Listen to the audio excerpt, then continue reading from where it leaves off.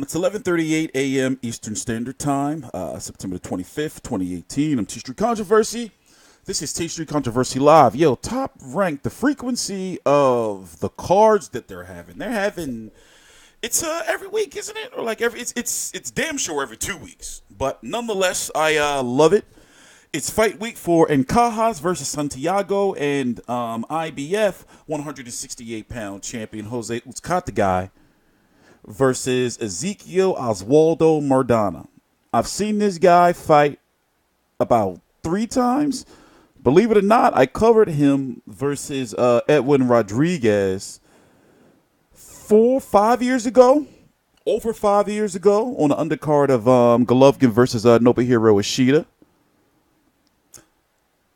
I don't remember seeing this fight. And it's about time this guy, he's been around so long, but that's a whole different video. Ultrabert the BF, I got some highlights of him right here getting, showboating a little bit, then getting knocked down and basically quitting for the most part. Look, what is he doing? Who's he waving to? My guess was he's waving to his corner saying, yo, throw the towel in, man. I'm done. What the fuck? But nonetheless, this is a showcase, fight. Right now, Uzcategui has a boogeyman type persona since what he did to Andre Dirrell, in both fights. And then the first fight, you may remember the controversy when Andre Dirrell uncle snuck him, punched him in the face. Then, there was the controversy with that. Then there was a rematch, and basically he dominated him.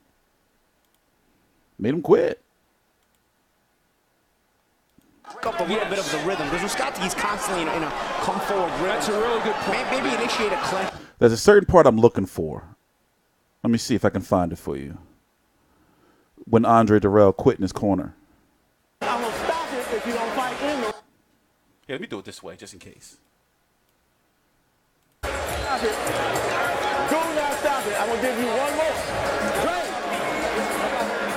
Get the fucking mouthpiece, man. Stitch. Do not call it off yet. Drake. Drake. Look. That's Andre Dirrell's trainer at that point in time, outside the ring, screaming at Andre Dirrell and Stitch Duran. Listen, he knew that Dirrell wanted to quit. At this point in time, he was getting battered, even though he was holding his own, but it was no way he was going to win that fight. He was taking a lot of damage because Uzcategui's got this pressure fighter, volume puncher. He just keeps coming forward. He wasn't like this when he lost to Matvey Korobov on the undercard of Crawford versus Gamboa.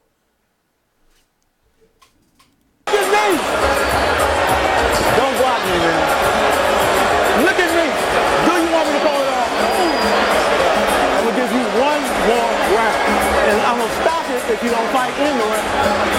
One more, son. You're going to regret this day. Turn it up. Great. Turn it up. You got one round. Now I'm going to stop it.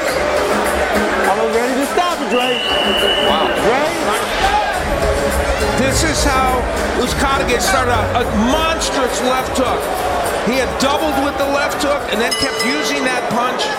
And we'll see if this fight even continues. I was going to say, judging by it, it's over. So this time, José Uzcategui records the 8th round stoppage win. No controversy here tonight. That is an impressive win by Uzcategui. Many people believe Uzcategui could be an X factor in this 168-pound division, and great sportsmanship. I think he's even more than an X factor. Yeah. He's got a claim to. Let's not forget that instead of fighting him, because remember, from my understanding, this was for the IBF interim title, correct? And the IBF never have interims. But let's not forget that James DeGale dropped his title to avoid him, to avoid fighting him. And there's rumors of James DeGale. Well, James DeGale is fighting that's this weekend. It's a busy week of boxing. Goddamn. My bad. On Sunday, this fight right here. Okay, let's get this card out of the way first. Let's go look at the card first before I forget what I'm doing, okay? Because there is some politics we got to talk about. This fight is Friday. Also, the World Boxing Super Series final is Friday. So that's midday card here in the States. And this is on ESPN Plus on Friday. We're going to be covering this. I have ESPN Plus. You know, ESPN Plus, people giving it a lot of, well, actually, I don't hear people giving it shit anymore. It's a little weird to navigate, and I don't like how they have the press conferences. Obviously, I have it, so it doesn't bother me. But for fans, I don't like how they have the press conferences and the media workout, and if they have one, and the weigh-in behind, like, the paywall. You know, like, but whatever. It's very well worth the $5 a month, especially the fact that we're going to be getting all Frank Warren fights, all the international odd and end fights, and, of course, all top-ranked fights. So, overall, for a guy like me and for media and boxing fans, hardcore boxing fans, it's a real big deal. So, moving on. Here's the card as it stands right now. Jerwin Ancajas versus Alejandro Santiago Barrios. We're going to talk about that in my next video. José Uzcategui versus Ezequiel Maderna. Pending approval. How come BoxRec doesn't have the whole card? I'm hearing Genesis is supposed to be on a card too. We'll talk about that in my next video. But I am going to be covering the weigh-in for both of the fights. I'm going to watch the press conference, but if the press conference is on Thursday, I have a plumber coming out, so I'm not going to be able to do no videos on damn. Whatever, we'll figure it out. But let's get back to what I was saying. You have James DeGALE, right, who was technically, this fight between him and Andre Dirrell was a like a #1 contender. With the IBF, they don't do interims. They had to do this interim because James DeGALE was hurt after that big fight with Bado Jack, so he needed some time off. So since the winner of Andre Dirrell versus Uzcategui was supposed to be the mandatory, they made it for the interim, and the winner was supposed to automatically fight James DeGALE, who had beat Caleb Truax in the rematch. James DeGALE obviously sees José Uzcategui as a threat, and there's been talks of him versus Jesse Vargas.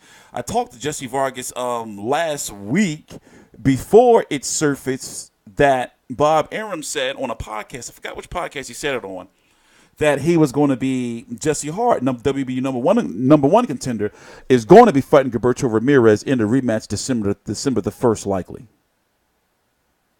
Of course, you have George Groves taking on Callum Smith this Friday as well in the World Boxing Super Series final over in Saudi Arabia.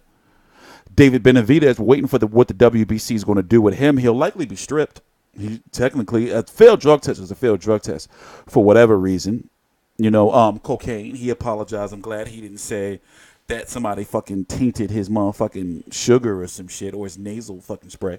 You know, boxers be coming up with all kind of crazy shit. Chris Eubank Jr. is fighting on this Groves versus Smith undercard over in Iraq. Gilberto Ramirez, according to Jesse Hart, he wanted to fight Arthur Abraham, but like I said, this fight is happening. And that's pretty much it. In regards to the fight with Maderna, you know, I'm thinking he's going to get knocked out. Also, go back and watch, when you get a chance, go back and watch the fight with Uzcategui versus Matvey Korobov. He's become a totally different fighter since then. Anyway, I'm TstreeT Controversy. This is TstreeT Controversy Live. Please subscribe.